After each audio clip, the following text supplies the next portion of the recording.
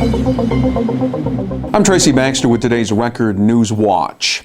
The challenge of a back-to-work Monday was made even tougher by the combination of snow, sleet, and freezing rain that moved into the region this morning. The wintry mess has created problems on roads and streets, could make for rough going for homeward-bound drivers tonight. Schools closed early and most scheduled events have been canceled. Stay connected to Record Online for the very latest weather-related information.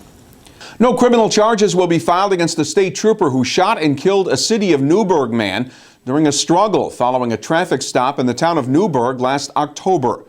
During the fight along Route 32, Trooper David Rudifer fired a single shot from his service weapon, fatally wounding William Baines.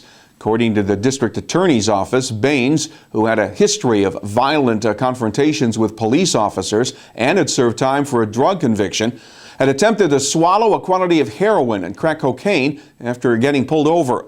Following its investigation, the grand jury handed up a no bill, meaning Trooper Rudifer will not face any criminal charges for his handling of the incident. Following today's announcement, Baines' family members, along with their two attorneys, held a news conference where they asked that the U.S. Attorney's Office get involved and bring federal charges against the trooper. Close to 500 people packed the Record Fire Hall Sunday, and they were of one mind. They opposed the state's new gun laws, which they say infringe on their constitutional rights and won't have the desired impact when it comes to preventing future acts of gun violence.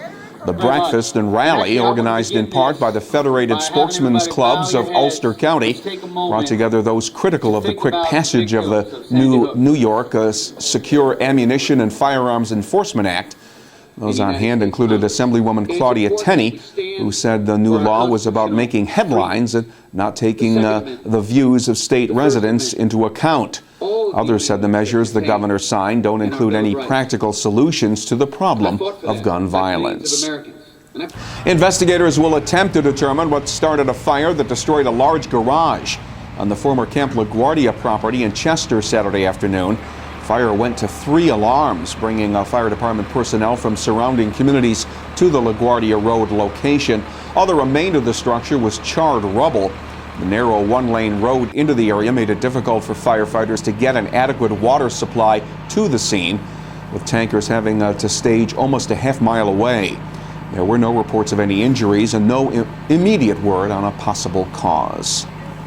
Elsewhere, a tree-cutting accident over the weekend took the life of a Town of Wallkill man. Police say 42-year-old Gregston Seeley was cutting down a tree on his property along Bloomingburg Road Saturday afternoon when witnesses say tree fell on top of him.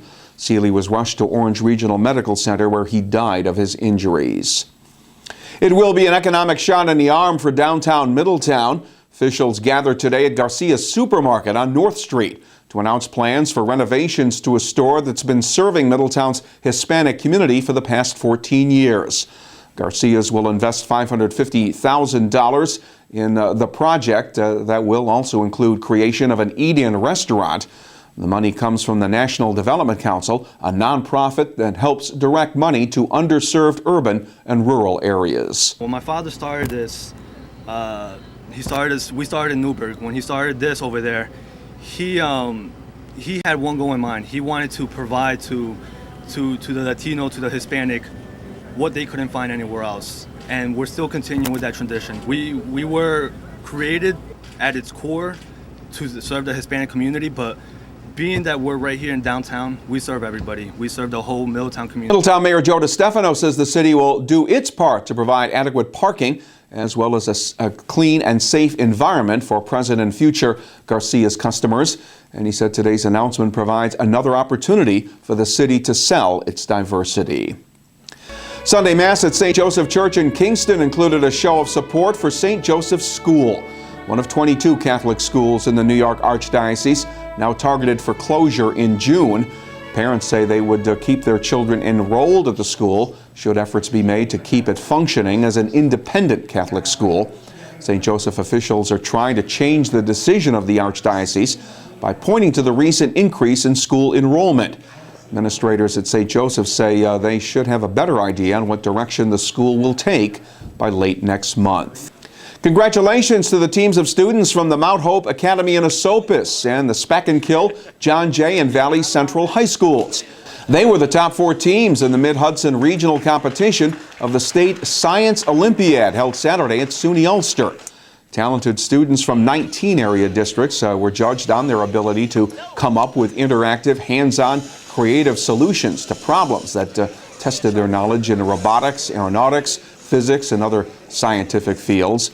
The 4 top teams will now move on to the State Science Olympiad. The finals will be held March 8th and 9th at Monroe Woodbury High School. And he was there to entertain the crowd and do battle with the Wall of Death. German motorcycle daredevil Pitt Langner put on quite a show Sunday inside the wooden plank barrel known as the Wall of Death. A featured attraction at the Motorcyclepedia Museum in Newburgh. Langner's Honda 125 motorcycle topped speeds of more than 40 miles an hour, and the 60-year-old daredevil was doing more than just putting on a show. He is in the area to conduct a 5-session class to teach the dying art of motorcycle stunt riding. As of Saturday, 10 people had signed up at Motorcyclepedia. Langner says 1 or 2 of them might develop the skills needed to someday challenge the Wall of Death. Temperatures will be on the rise this week, and that means the next round of precipitation expected to be rain and not snow or sleet. Tuesday will be cloudy and milder with morning drizzle. Temperatures getting up around 50 degrees. Now Wednesday will be cloudy with more rain likely, and the highs will climb well into the 50s and in some places approaching 60 degrees. Start your day with the news and information you need by reading the Times Herald Record. And stay on top of breaking news right here at Record Online. For Record Newswatch, I'm Tracy Baxter.